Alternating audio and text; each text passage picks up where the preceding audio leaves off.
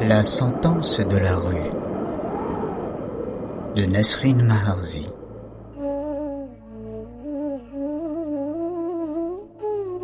Il était une fois, dans un temps non très lointain, un sage qui vivait dans sa paisible prairie.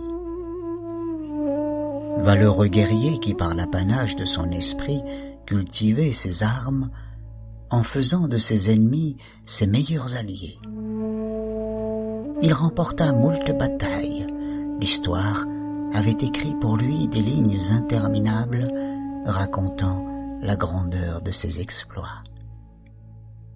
Il en devient très respecté. Dans le but de lui faire honneur, on lui offrit un arbre de vie devenu joyau de sa prairie. Jusqu'au jour où son temps de gloire fut révoqué par celui qui s'est inventé sa propre histoire.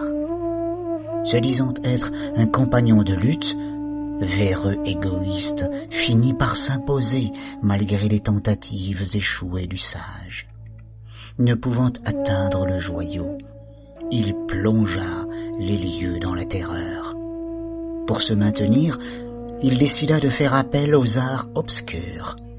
Durant des lustres, le macabre arriviste usa de toutes les formes de provocation, espérant pouvoir porter atteinte à ce qu'il croyait stupidement faire la noblesse de son rival, le sage. Blasphème, mépris et pillage, rien de ce qu'il pensait pouvoir lui faire mal ne lui avait échappé. Vieux sénile sans foi aurait tout tenté pour s'accaparer du joyau, mais sans succès. Pendant tout ce temps, le sage évita la confrontation, refusant de sortir son arme et faire affront à ce nigaud. Pris dans sa folie des grandeurs, piégé dans son enivrante soif de pouvoir, le macabre arriviste finit par oublier un détail. Le sage, qui semblait s'avouer vaincu aux yeux de celui qui ne voyait la vérité, n'était en réalité pas seul. Il avait des héritiers. Par la force du temps, on finit par grandir. Injustement ignoré et laissé pour avortant, le vaniteux despote en a oublié l'existence. Étonnés de l'inaction de leur père, ils lui posèrent ces questions. Pourquoi ne pas réagir, père ?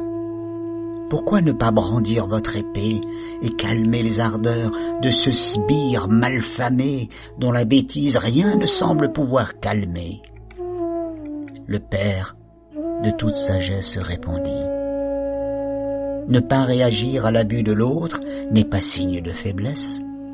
Bien au contraire, l'ignorer, c'est refuser d'en partager la bassesse. Notre maison est si précieuse. Pourquoi risquer de la transformer en un vulgaire champ de bataille ? Pourquoi ouvrir la porte des réponses à celui qui restera illégitime de toute manière ? Et telle mauvaise herbe y sera enracinée. Il va falloir faire preuve de patience, mes chers. Ne vous inquiétez guère. Restez attentifs à ce que je vous ai transmis hier.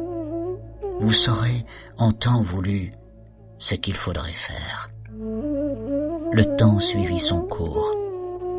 Les années passèrent et les enfants mûrirent, non au gré du malheur, et à l'image, leurs pères sont devenus sages par ces valeurs.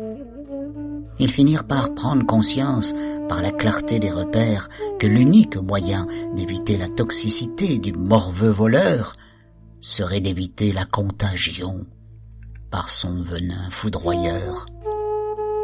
C'est ainsi qu'en ce jour où le venin devint humiliation et plus encore menace pour l'arbre et sa vie, la riposte n'a pu se faire attendre.